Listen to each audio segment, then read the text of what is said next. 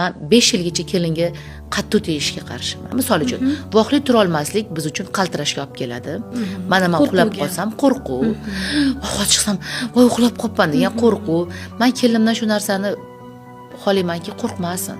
11 gacha uxlab qolsa ham bu odam, tем более yangi kelin bir-birini sevadi ular. Tabiiyki 1-2 qilib uxlashmaydi, kino ko'rishadi, suhbatlashadi, bir-biriga to'ymayotgan payti ertalab qanaqa qilib 5 ta turadi, kechasi 2 da uxlagan odam.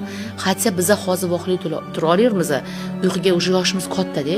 Borgan sari yoshingiz katta bo'lgandan keyin maza uyquni ham topa olmaysiz.